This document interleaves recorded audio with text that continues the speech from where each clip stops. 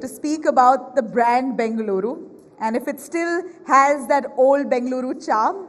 Is there anything that needs to be fixed, or we're happy with what we see of Bengaluru today? Sara Fazal, who's a radio jockey, joining us. Disha Oberoi, also a radio jockey. We also have Sunetra Nagaraj, also a radio jockey. I'm going to be moderating them. Thank you very much for joining us on stage. A huge round of applause for our guests here, please.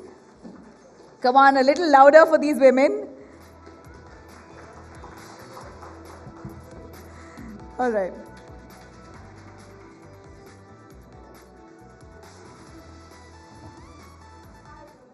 Oh, my mic's on, yeah.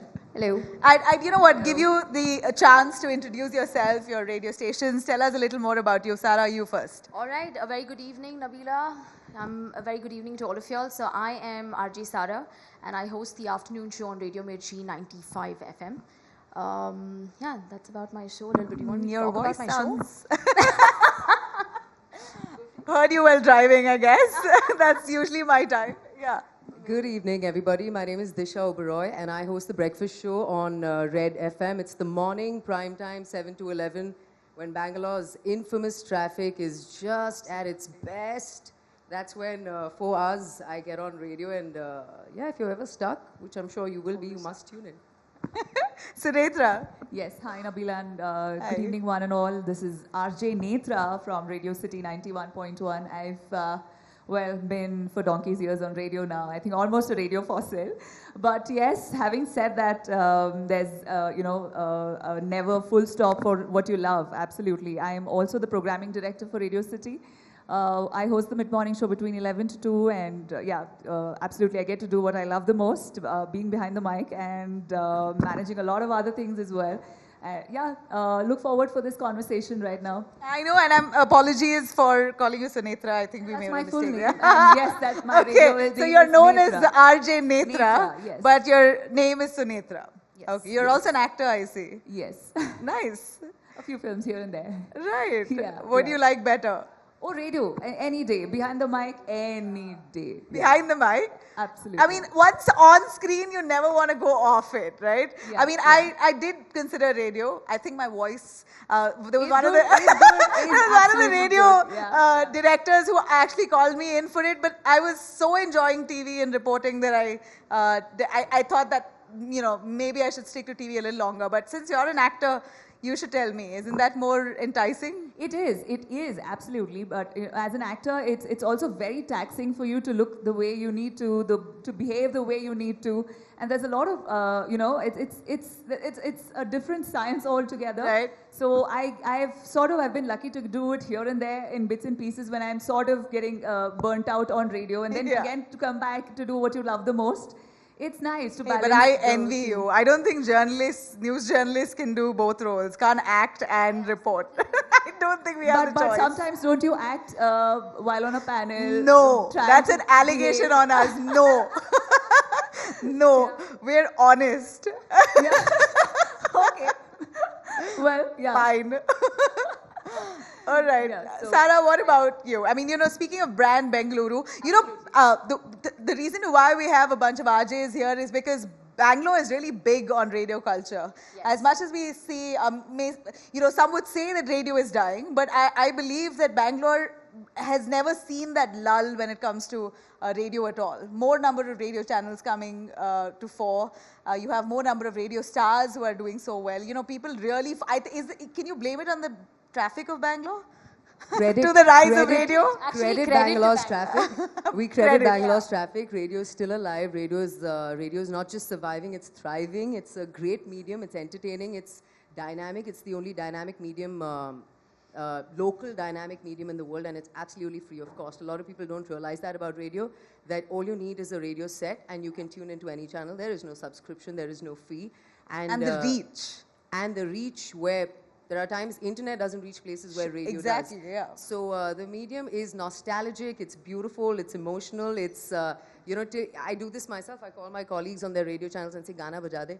And when I hear my name in a little dedication, it still gives me a lot of joy. So radio, I think, is an absolutely beautiful medium, and it's here to stay, Nabila. It's going nowhere. Absolutely, and I think nothing like a good radio station playing some nice music while you're on your drive. No amount of your favorite playlist can match to that. You know what's the best part about radio, in my view, is the surprise element to it, right? You don't know what song is coming up, as opposed to a playlist that you've preset. You know, I want to add to what Disha just said, that radio is very dynamic also for the fact that it's storytelling, and the whole art of storytelling never dies, right? And imagining there's always somebody out there who wants to listen to a good story being told to you in the most beautiful manner possible. And the most sexy voice. And you say so. Yeah, and the best part about radio is that it leaves it to the listener's imagination to take it the way you want to take it. Absolutely. Right? So eliciting any emotion in your listener, I think that's an art in itself. So radio is not here to die, according to me. No. Also, considering the fact that the ones who are listening to radio at any given point in time is either alone, all by themselves in the car, or they just, have this thing hooked on. So it's a lot of a one-on-one medium. So there's a lot of credibility, there's a lot of relatability with the RJs and the kind of things that we speak also. So it's along with the music and entertainment comes in a lot of credibility on radio that we, often, don't realize. But there's a lot of one-to-one connect with the a lot of emotion also. attached. Absolutely. And curiosity, excitement, it's all the emotion, and you're not able to put a face to it. It's a voice. So do you feel there's a flood of following when people get to know, oh, this is what RJ Netra looks like, this is what Disha looks like, or Sara? Nabila, I must tell you, the first few seconds are such a giveaway when somebody meets you for the first time, because you can make out if you've disappointed them or you've lived up to the expectations, or you've I agree. So you just watch them for the first 3 seconds and they can't hide it. Nobody can hide it. And you just gotta, sometimes you disappoint people, sometimes you don't, but that's the beauty. But I'm going to look at it from the positive side, because whenever we've had people coming and looking at us after they hear us, the first reaction goes like, oh my God, I never knew that, you're going to be this way. Like sometimes more than what our imaginations could think about, And the voice to top it all is just like right here in front of us. I mean, this is like superb. I mean, the experience of it is very overwhelming for us as RJs. Very overwhelming. Because in a TV, if you take the TV medium, right, people get to see you, how you are and what you are. And true. Your entire personality. But when they get to do that on radio, when they come and meet us in office, I think we leave them stunned all the time. I've always been very inquisitive of radio. In fact, I did a small stint in radio way back. But anyway, what I want to get here is when you're on the radio, when you're trying to speak, you want to get to the hearts of your listeners. You want to say all the nice things and often be positive about everything, right? Everything in the world. That's how you grab your audience. But with the kind of with brand Bengaluru at this point today, it's very disheartening to see the kind of traffic, the potholes. I mean, how are you positive in this scenario all the time during your shows? I think, you know what, after a certain point, we've sort of normalized it all. Now, if there's a pothole, we just sort of steer clear and then go, and we know exactly what to do, where the pothole is and how to maneuver through the traffic. And you're just standing in traffic probably for 3-4 signals and you're not complaining. Now, I'm not saying because, I'm listening to radio or music, but then we've sort of normalized the entire hustle that there is. And it's very normal for us. On a given day when there is public holiday and there's no traffic, it's suddenly like, okay, what just happened to Bangalore? Now, you can't relate that. You can't relate a road which you saw during COVID.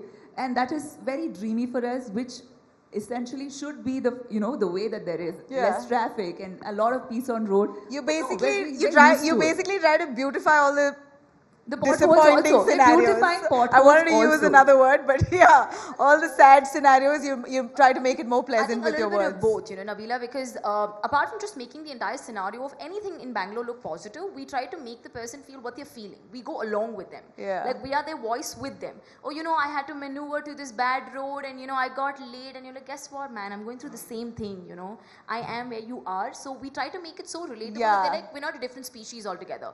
Oh, being an RJ, you go through the similar things. I mean, that's the connect that we build with our listeners. Absolutely. So it's a little bit. What's been the hardest part in the last few months running up to the elections? What's been a challenge, or what's been this one request from your listeners to debate about or to talk about? Why don't we hear from you, from those behind the screens or behind the scenes? Bengaluru on what's roads. hurting Bengaluru? Bengaluru roads. I think traffic, Yeah. of course, but I think like Netra was pointing out, it's become an issue which is now very synonymous with us. Right. Okay, we know that there's traffic, but what are we going to do about it? But I think it's more about the roads. Are we going to have any roads left at all in the next coming years? I think that is an issue. You know what's happened with Bangaloreans? People come out with this report every now and then, whichever government it was, that we're going to be fixing the potholes, we're going to fix the roads.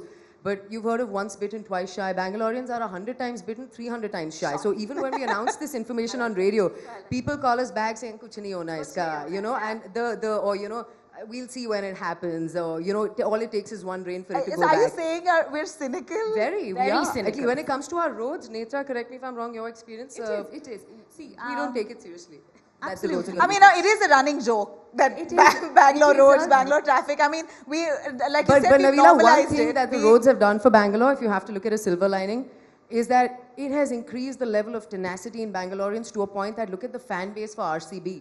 Absolutely. The team can do as badly as it is, or is trying to do much better, but the fan base is so high on support and tenacity, and I think the roads have kind of structured that personality in Bangaloreans, if we have to look at a silver lining, because how much can you keep complaining, right? Yeah, so then There's you a also weird say sense of zen that Bangaloreans have we're almost attained. cynical yet resilient. And slightly zen. It's a bit in a zen mode also, yeah.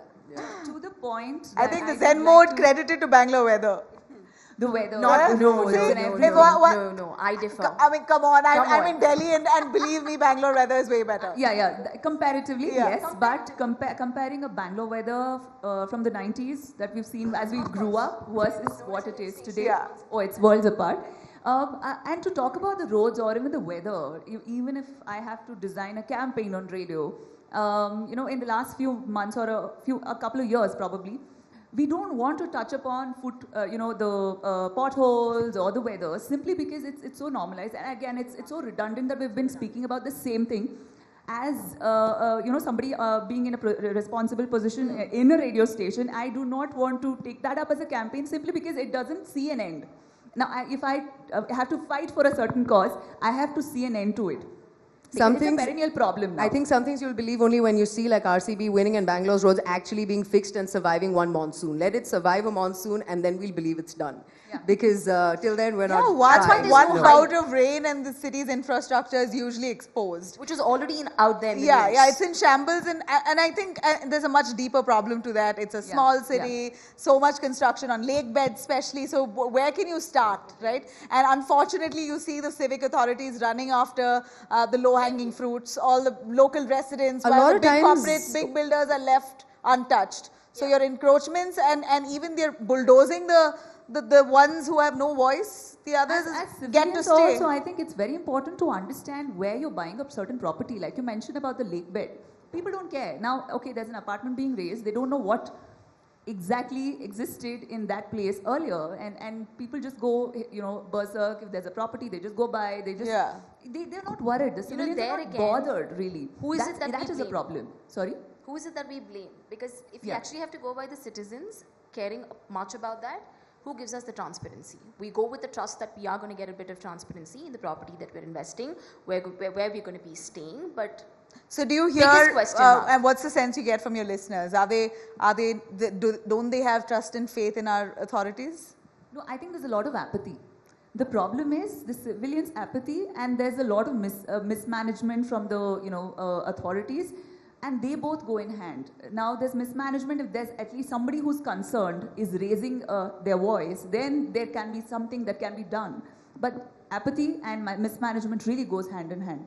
Somewhere, I think as civilians, as responsible citizens, we need to really take cognizance of what is happening, at least Sure. question on why this is happening, and then it can probably, be questioned or stopped or whatever. But here, we don't bother. Most of us don't bother. There's space. Yeah, and you guys play nice what music on the extent? way. I mean, what else? And You yeah, and- distract your listeners, even if they're thinking of going to complain. Then you Guilty play as nice. charged. you know, play a nice. somebody, Nabila, You play a somebody- nice song, and then they're like, okay, fine, let me do it tomorrow. Somebody has to ease the tension out, right? So I think we are the guys who do that. Don't you agree? Yeah? Absolutely. Somebody has to ease the tension out. There. Fabulous. Thank you, by the way, for doing that. You really are making it a pleasant place. But, okay, second most troublesome request that you get, or something that really troubles your viewers? What would that be, apart from Bangalore traffic, Bangalore weather you say is bad now?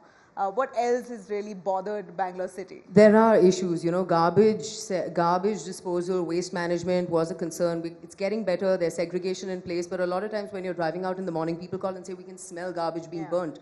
And these are black spots. And a lot of authorities come back and tell us, what do we do? In the middle of the night, people come and dump garbage at particular spots, convert them into black spots. Water shortage is a problem, and with summers coming up, it's going to increase. Another thing we've noticed, or at least I've noticed, is with a lot of young couples who want to buy houses or even rent houses, the rentals are off the roof. And I believe, this is what I've heard, is that the supply inventory is a little less, so the prices are going up. And I mean, it was so funny. At one of the cricket matches, somebody held a placard saying 2 BHK apartment.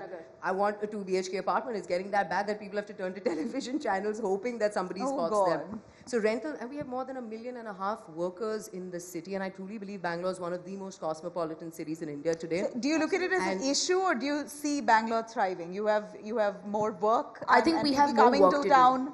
For more work work to do, Nabila, because I think you're saying our infrastructure does not fit in. I feel this it's crumbling. population influx. Yeah, I think it's crumbling because it's not going in sync with as fast as the city is growing. The infrastructure is not in sync with that, and it's a bit disproportionate. And maybe that's why we're feeling the heat and the pinch and the pain. You know, hey, but we could sound like oldies, right? All old Bangaloreans. I am one. I guess all of you all are. You're born and raised in Bangalore?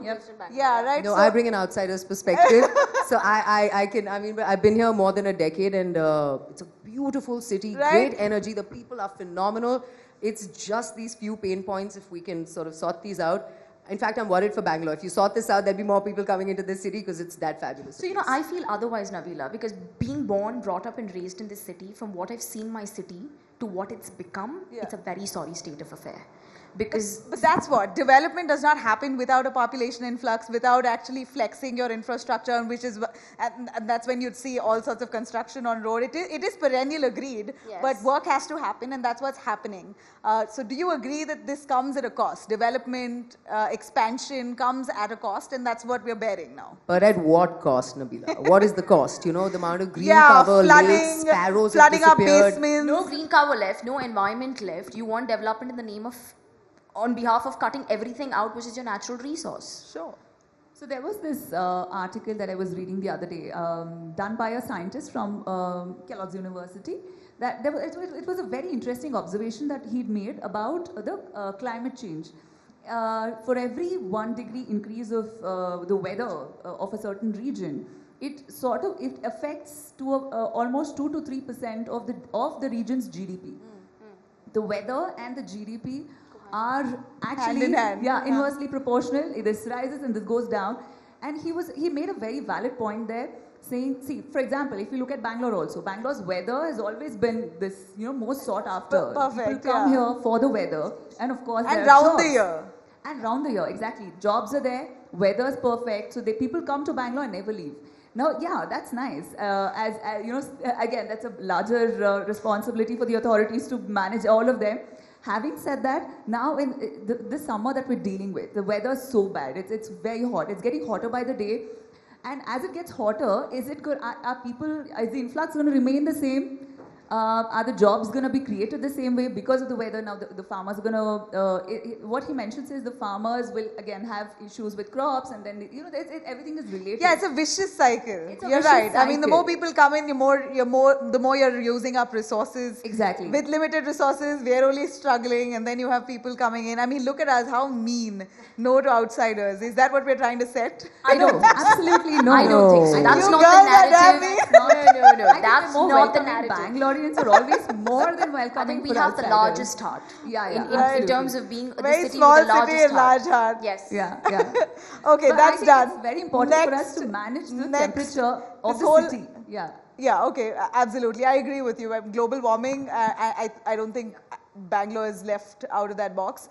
But apart from that, when we speak of Bangalore culture is all about young youth. It's called the pub capital of the country. It's called the so many music, things, Nabila. rock, vibe. It's Oh called God. like the space city of India, the science city of India, Does the it garden city of still- India, does the it- air-conditioned Silicon city, Valley. pub capital, Silicon- biker I- capital. Yeah, pub capital, the One-way music, capital. rock vibe, all of that. Does it Yeah. still exist? Does it still prevail? Are you seeing that dying? You know, that's the spirit of Bangalore. We keep all of this high despite all the issues plaguing us. That's because we believe that someday we're going to make a change to it, but we just don't know when. We're very adjusting.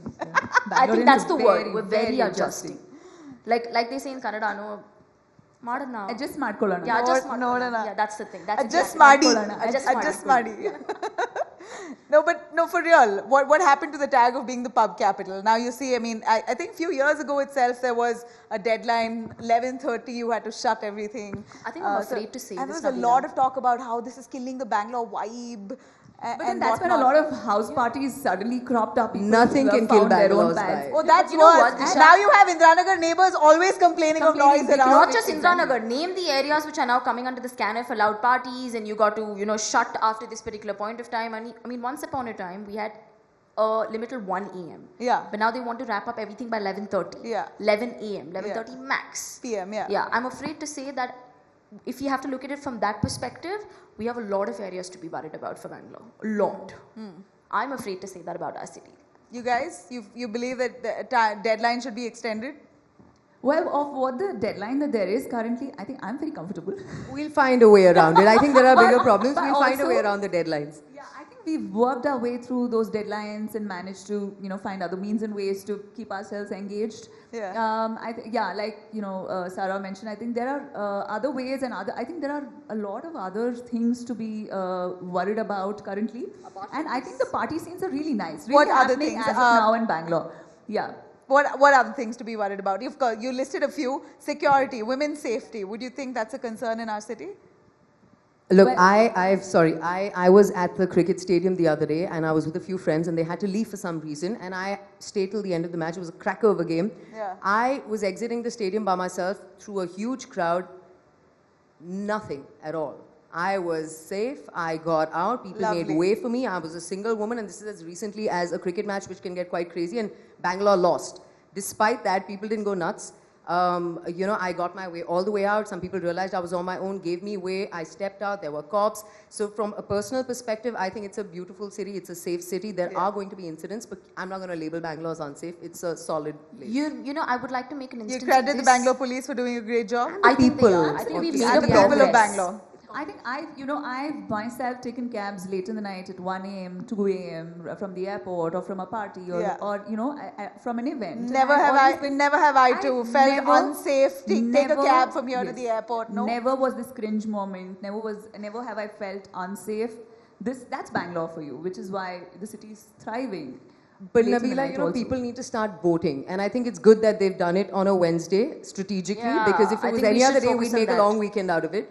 But people What are need you to start- sensing among the youth? I actually had this youth panel before this, Which we saw, where we I witnessed did that. mention that the first-time voters or fresh voters, the percentage has dipped drastically, right? And people, somehow the youth have lost faith in the electoral system. Are you sensing that, or do you feel that the youth are a lot more involved and plugged in? I don't think so because 2018 gave us a very clear picture. A lot of urban apathy when it came to the urban areas of Bangalore, the BBMP North, Central, South. Even though we said in 29 years from 1952, we had the best turnout of 76% in 2018, it was not when it came to the youth because we had a lot of youngsters missing from that scenario. Yeah. And what I fear this Why do you election think? is, Then the thing is, Just I what, feel the lazy, youngsters fatigue? too- I don't the know. Gen You Z- know, a lot of no, people there's come in. what will change? I think that is my perspective what? on this. What will change? If I'm going to vote, what's going to change? Is there And anything also- going to change? I mean, that's such a wrong way to look at it. For my Nabila, a conversations lot of with people come out from different states to work in Bangalore True and their that. voter ID cards are registered elsewhere. This Right. is Yeah. a genuine technical issue. And I've Right. noticed this because people call and say, I'm registered there. How do I get it No, but yeah, transferred? this is surely a problem. It's a genuine yeah, problem. absolutely. So it can't entirely be people aren't interested. It's a combination of a few factors. but that's still what, at 20 is to 70 or 80. Not. Also considering the fact that the Gen Z lately is not relating to today's politicians. They're either speaking that their speeches are very redundant, what they do is very redundant for them, they don't know, they don't relate to them, they don't recognize the leader, as in the Gen Z today, they need to understand what the person is, what are their likes, what kind of person this this leader is. So you're saying netas are not coming down to actually connect and chat with the youngsters to see what their real aspirations are. Yes, on a personal level, they're still being, as politicians, blaming each other and just finding loopholes amongst each other, which probably is a disconnect with the youngsters today. And that is a very important reason why they're not coming up also. Could we call all of you the bridge to that disconnect? We need to be the source of change. Yeah? I'm going to call us the source of change, the guiding light, guys. I think we guys should do that. I think as leaders also, there's some amount of personal connect. I'm sure there's social media today, but then people, the youngsters are very wary of commenting about anything because of the fact that social media is not a very safe place anymore, especially when you take sides. Talk about. Hey, are you drawing this conversation to freedom of speech? Yeah, maybe. Yeah. Well, that's all we have time for. Thank you, guys. Thank you so much, Nabila. It was fantastic talking to you all. So lovely, and all the best for your. Thank you so much, Nabila. It was great talking. Thank you.